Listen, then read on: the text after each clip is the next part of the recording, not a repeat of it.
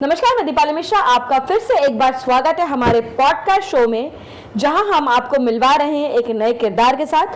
बात करेंगे गरम चाय की प्याली विद दीपाली में। आज हमारे बीच हैं जो सबको देते हैं ताने, वो है संदीप राणे। तो बात करते हैं मनसे के जाने माने नाम और नामचीन हस्ती संदीप राणे जी से। नमस्कार, आपका बहुत बहुत स्वागत है हमारे पॉडकास्ट शो में। संदीप जी, आपके ताने तो पूरे मीरा भाईंदर में गूंज उठते। जहां संदीप राणे का एक आवाज आया, वहां मीरा भाईंदर की बीएमसी हो, चाहे पुलिस हो, चाहे प्रशासन हो, हिल जाती है। क्या रीजन है? देखिए, सबसे पहले बात तो मैं ये बोलता हूँ कि मीरा भाईंदर में कोई विरोधी पक्ष नहीं है। अभी इलेक्शन भी नहीं है, कोई नगर सेवक नहीं, न किसी के पास अथॉरिटी है। महाराष्ट्र निर्माण सेना एक ऐसा पक्ष है जो विरोधी पक्ष की भूमिका बजा रही है, मतलब कर रहे काम। पानी का आंदोलन हो, रस्ते का आंदोलन हो, कचरे का आंदोलन हो, डंपिंग स्टेशन का आंदोलन हो, महाराष्ट्र निर्माण सेना। तो ये महाराष्ट्र निर्माण सेना की एक ताकत है। सम्मान्य राज साहब का हमारा जो प्रभाव है, मुंबई बीएमसी हो, पूरे महाराष्ट्र में हो, तो एक दहशत है। आज विरोधी पक्ष की भूमिका हम लोग है और काम लोगों का हो रहा है, क्योंकि आज नगर सेवक तो कुछ अथॉरिटी नहीं उनके पास, और कमीशन डायरेक्ट टेंडर डायरेक्ट ऊपर के लेवल पर उनका क्या चल रहा है कुछ मालूम नहीं। लेकिन पब्लिक आज हमारे पास आती है तो उसको न्याय मिलता है। ये ज्वलंत उदाहरण आपने भी देखा होगा। तो मैं सब नागरिकों को ये कहना चाहता हूँ कि अगर कुछ भी समस्या रहे तो महाराष्ट्र निर्माण सेना के पास आइए, उसका हल 101% निकलेगा। तो आपकी क्या राय है और प्रतिक्रिया है? आपकी ही पार्टी, जैसे आपने नाम लिया राज ठाकरे साहब का, अभी एक भरत मिलाप होने जा रहा है, जिसपे कई सारी टिक्का टिप्पणी भी हो रही है। उसमें संदीप राणे की क्या प्रतिक्रिया है? हमारी तो मांग है कि दोनों भाई एक होनी चाहिए, क्योंकि हम लोग सब शिवसेना के माध्यम से हम लोग एक दूसरे को, मतलब जब हम लोग जो है, हमारा अस्तित्व जो है शिवसेना के माध्यम से शुरू हुआ है। राज साहब हो, हमारे दूसरे सब नेता हो, ये सब शिवसेना के माध्यम से हम लोग सब बने। तो मुझे लगता है इकट्ठा होने में कोई प्रॉब्लम नहीं है, और महाराष्ट्र में एक अलग चित्र दिखेगा आपको, ये भी आपके माध्यम से मैं कहना चाहता हूँ। और होगा, 101% होगा। महाराष्ट्र की जनता चाहती है कि होना चाहिए, क्योंकि जो राजनीति अभी जो फिलहाल चल रही है ब्लैकमेलिंग का, पब्लिक अभी उब गई है। अभी पब्लिक को समझ गई है, थाली बजाने से भी कुछ नहीं होता है, कुछ नहीं होता है, सब पब्लिक ने देख लिया है। तो अभी ज़रूरत है अभी इम्प्लीमेंट होने का। नगर पालिका में किसी का काम नहीं हो रहा है। आप देखते रहेंगे, लाड़की बहन योजना है, शेतकरी को जो पैसा मिलना चाहिए था फार्मर्स लोग को, वो नहीं मिल रहा है। ऐसे अनेक स्कीम है जहाँ फेल गई है, मतलब सरकार। तो अभी एक ही आदमी के पास से उम्मीद है, सम्माननीय राज साहब ठाकरे, और मुझे लगता है दे देंगे। तो मुझे लगता है 48 घंटा बहुत हो गया उनके लिए। जैसा पिक्चर में आप देखेंगे, अनिल कपूर ने जैसा वो पिक्चर था ना, वैसे आप देखते रहेंगे और सीधे हो जाएंगे सब। तो राज ठाकरे साहब का तो बहुत, जैसे मैंने आपसे कहा कि आप मारते हैं ताने, वो है संदीप राणे, वैसे राज साहब ठाकरे का भी कई सारी चीजें ऐसी हैं जो लोगों को अब एकदम आप कहेंगे कि दहशत में लेके चली जा रही है। जैसे कि हिंदी भाषिक लोग हैं जिन्हें मराठी नहीं आ रहा, जिनसे मारपीट की जा रही है। तो जब राज ठाकरे की सरकार अगर कही जाती है तो वहाँ लोगों में दहशत भी हो जाता है कि भाई अभी हम हिंदी नहीं बोल रहे तो हमें मारा जा रहा है, स्कूल्स में से हिंदी को वर्जित किया जा रहा है। तो आपको क्या लगता है कि वो एक छवि किस तरीके की रहेगी? नहीं, ये देखिए गलत बात है। ये न्यूज़ में ऐसा कुछ गलत आ रहा है। अभी मेरे कितने दोस्त लोग हैं जो यूपी भाई हैं, तिवारी, पांडे, यादव, सब लोग, हम लोग का काम साथ में करते हैं ना। अगर कोई भी भाषा के बारे में, कोई प्रांत के बारे में, अगर कोई यूपी में जाके कोई मराठी में बात नहीं करेगा, ये समझे बात करेगा, तो गुस्सा तो आएगा ना। अपने प्रांत का, जो प्रांत में रहते हैं उसका इज्जत करना चाहिए, ये हमारी मांग है। हम हिंदी बोलो मत, या हिंदी के बोलने को किसी को शक्ति करनी चाहिए, ऐसी तो हमारी मांग नहीं है ना।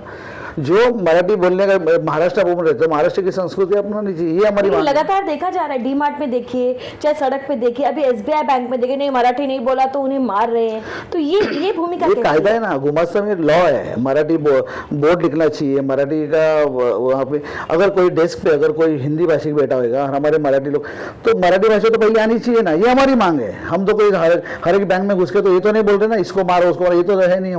हमारा कंसेप्ट यही है, जो महाराष्ट्र की सरकार ने जो पास किया हुआ है, जो कायदे में, उससे ऊपर चलना चाहिए, इम्प्लीमेंटेशन होना चाहिए। तो सम्मानित राज साहब का समझाने का शायद वो तरीका उनको समझता नहीं रहेगा सामने लोग, ऐसा मुझे लग रहा है। और मराठी के बारे में कोई विरोध में बात करेगा तो वैसा का वैसा जवाब दिया जाएगा। कल यूपी में हर एक प्रांत में, आप यूपी में जाओ, कर्नाटक में जाओ, हुबली में जाओ, चेन्नई में जाओ, तो अलग उनकी संस्कृति लोग अपना दे, वैसे हम लोग इम्प्लीमेंट करने को मांग रहे हैं। बाकी हम लोग का कोई डिमांड ही नहीं है हम लोग का। तो सम्माननीय राज साहब का जो स्टेटमेंट है ना, वो चीर फाड़ के दिखाया जा रहा है। उनको सम्माननीय राज साहब महाराष्ट्र की जो संस्कृति है उसको इम्प्लीमेंट होना चाहिए ये बोल रहे हैं, लेकिन वो न्यूज़ वाले, मैं खास करके आपको माफ़ करना मुझे, लेकिन न्यूज़ वाले जो चीर फाड़ कर रहे हैं ना वो कुछ गलत इम्प्लीमेंटेशन हो रहा है, ऐसा मुझे लग रहा है। मीरा भाईंदर की राजनीति को कैसे देखते हैं? मीरा भाईंदर में तो कोई पक्ष नहीं है, मैं आपको बोलता हूँ, पब्लिक के हित में काम करने वाला कोई पक्ष नहीं है, क्योंकि हर एक टेंडर का राजकारण चल रहा है यहाँ पे। इसके कॉन्ट्रैक्टर, उसके कॉन्ट्रैक्टर, कचरा का कॉन्ट्रैक्टर हो तो उनका दूसरा ये साइड का 45 करेगा तो इनका, ये सब राजनीति चल रहा है। पब्लिक को भी समझ गया, पब्लिक इलेक्शन में जो मैनिफेस्टो में जो उन्होंने लिखा था, पब्लिक को जो काम होना चाहिए तो हो नहीं रहा है। रास्ते का काम वैसे का वैसे ही है, ड्रेनेज वैसे के वैसे ही है, थर्ड क्लास का रोड का काम हो रहा है, उसके ऊपर किसी का स्पेसिफिकेशन के ऊपर किसी का ध्यान नहीं है, इंजीनियर लोग जगह पे नहीं है, रोड खोद रहे, कंक्रीट के रोड खोद रहे हैं, तो इससे बड़ा क्या काम, गलत काम है। और इसे अभी क्या बाकी रह गए, तो पब्लिक अभी समझ गया। देखो ना, मार्केट दिन भर दिन है, जो मार्केट है उसके ऊपर कोई बैठ नहीं रहा है, रोड के ऊपर सवार है, कोई इम्प्लीमेंटेशन नहीं है। तो मुझे लगता है खाली टाइम पास हो रहा है, बाकी पब्लिक को गुमराह किया जा रहा है, ये आपके माध्यम से। अगर मनसे की सरकार यहाँ होती तो आपको क्या लगता है मीरा भाईंदर की कायाकल्प कैसे? 61%। आज हमारे पास पाने के लिए बहुत कुछ है, हमारे पास खोने के लिए हमारे पास कुछ नहीं है, लेकिन सभागृह में जाने के बाद महाराष्ट्र मनसेना की जो छवि है, जो काम करने का तरीका है, और हमारे राज साहब का एक आदेश है, और आपने देखा होगा नासिक में उनकी जो सत्ता थी जब कैसे काम हो रहा था, आज क्या परिस्थिति है, तो वैसा मीरा भाईंदर में भी बहुत अच्छा काम होगा आपके माध्यम से, क्योंकि हमारे पास काम करने के लिए हमारे पोटेंशियल हम लोग है। हम लोग दूसरे पार्टी का मैं किसी का नाम नहीं लूँगा, लेकिन नगर सेवक ने जो काम करना चाहिए तो नहीं किया है, सेल्फी पॉइंट के बना के रखा है, उसका किसी को तालमेल नहीं है, करोड़ों का नुकसान हो गया है। तो मुझे लगता है ये सब चीज़ है ना, ये पब्लिक का पैसा वेस्ट हो गया है, पब्लिक ने देख लिया है अभी। तो मुझे लगता है महाराष्ट्र मनसेना के बाद हाथ में सत्ता तो होगी ना, तो 100% पब्लिक का काम होगा, मैं आपके माध्यम से मैं कहना चाहता हूँ। तो आपको क्या लगता है मन से अगर रहेगी तो ये जो जितनी भी चीटिंग्स हो रही हैं, टेंडर के घोटाले हो रहे, वो नहीं हो रहे, जहाँ तक कि मनसे के जो आंदोलन होते हैं वही इतने तीव्र होते हैं जिससे सब कांपते हैं, तो क्या वही तरीका होगा मनसे का राजकारण का भी? 100% जो काम अधिकारी नहीं करे। आज अधिकारी कौन चला रहा है? आमदार खासदार नहीं चला रहा है, नगर पालिका चला रहे हो अधिकारी लोग। अब ख्याल में रखो, आज इतने 80% जो पैसा जो है ना नगर पालिका ये लोग खा रहे हैं। आप देखिए नगर पालिका में कौन सा वर्कर को पैसा टाइम पे मिलता है, कचरे के वर्कर को पैसा नहीं मिल रहा है। जो क्लर्क लोग है आरोग्य, इसमें जो लोगों का आरोग्य संभालते उनको 2-3 महीना पगार नहीं है। तो ये काम किसका है? आमदार खासदार लोग ने इसके लिए ध्यान देना चाहिए। हम लोग दे रहे हैं, ये काम हम लोग कर रहे हैं। 2-3 महीना पगार नहीं है, पीएफ ने लोगों का दिया है। पीएफ ने जो कॉन्ट्रैक्टर फंसा के भाग रहा है, 3-3, 4-4 कॉन्ट्रैक्टर भाग गए पीएफ डुबा के, उसके ऊपर फौजदारी गुना दाखिल होना चाहिए था। क्रिमिनल ऑफेंस है अगर कोई पीएफ ने। ये काम किसका है? नगर पालिका का काम करना है। नगर पालिका पर किसका हंटर होना चाहिए? एमएलए। अभी जो समझो नगर सेवक नहीं है तो एमएलए लोग उसके ऊपर सुपरविजन होना चाहिए, उनका नहीं हो रहा है। 3-3, 4-4 महीना अगर आप पैसा नहीं दोगे और आप दूसरे नए काम को इम्प्लीमेंटेशन करोगे, गलत है ना, टोटली फॉल्स है। और टोटली ज़्यादा करके सब भ्रष्टाचार हो रहा है, ये मुझे लग रहा है। स्कूल से अब हिंदी भाषा कंपलसरी नहीं है, ऐसा फरमान जारी कर दिया गया। आपको क्या लगता है कहाँ तक सही है, कहाँ तक गलत है? सही है, जो किया उन्होंने बहुत सही डिसीजन उन्होंने लिया है। और ये जीत सम्माननीय राज साहब का है, आप ख्याल में रखिए। ये जो जीत कल जो हुई है ना, वो सम्माननीय राज साहब का जीत है और महाराष्ट्र और मनसेना का जीत है, क्योंकि किसी ने आवाज़ नहीं उठाया बाकी के जिलों में। आज सभागृह में बैठते हैं ना, मराठी आमदार बैठते, मराठी खासदार बैठते, किसी ने आवाज़ नहीं उठाया। सम्माननीय राज साहब ने उठाया, हम लोग रोड पे उतरे, हम लोग ने आंदोलन करने के बाद उसको उसके बाद स्थगिति लाया है। तो मुझे लगता है ये जीत हमारी है। महाराष्ट्र में मराठी के हिसाब से काम होगा और सम्माननीय राज साहब का अगर नेतृत्व ये महाराष्ट्र को मिला तो मुझे लगता है कि महाराष्ट्र बहुत ही आगे जाएगा। ये आपके माध्यम से मैं हिंदी को आपने कंपल्शन जो खत्म किया है, तो यहाँ हिंदी भाषिक लोग भी बहुत है ना, तो और फिर आप हिंदी सब्जेक्ट को ही निकालने का जो फरमान लाया गया है वो कैसा रहेगा? देखो, जो किसको महत्व किसको मराठी को पहले, उसके बाद में दूसरी भाषा का बात की है। हम लोगों ने खत्म करने का बात ही नहीं की है। और क्यों महाराष्ट्र में मराठी बोला जाएगा? मराठी ही बोलना चाहिए, ऐसा मेरा खुद का अभिप्राय है। मराठी में चल रही जो राजनीति है, जैसे आप कह रहे हैं, अभी यहाँ पे कई सारे स्कूल जो हैं वो हिंदी भाषिक स्कूल हैं, हिंदी मीडियम स्कूल है अगर मैं कहूँगी, और मराठी मीडियम स्कूल भी। तो उन स्कूलों का क्या? नहीं, जो भी है मराठी उनको सीखना पड़ेगा। अगर महाराष्ट्र का कुछ कायदा बनता है और महाराष्ट्र में तो मराठी ही बोलना पड़ेगा। मैं आपके माध्यम फिर से मैं वही बोल रहा हूँ, हिंदी सेकेंडरी, पहले प्राइमरी जो है वो मराठी रहेगा। ये आपके माध्यम से। मीरा भाईंदर में मनसे की भूमिका अगर इलेक्शन में देखी जाए तो वो शून्य है। संजय निरुपम का भी एक बयान ऐसा आया है कि वहाँ भले 20 है, मनसे शून्य है, तो दोनों मिलकर शून्य ही होंगे।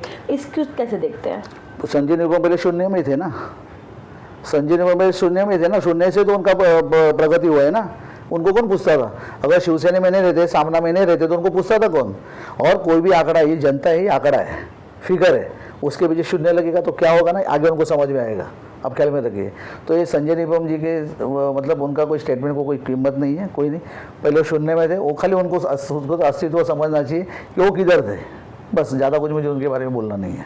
चलिए एक रैपिड फायर लेते हैं, 5 सवाल के आपको तुरंत तुरंत जवाब देने हैं।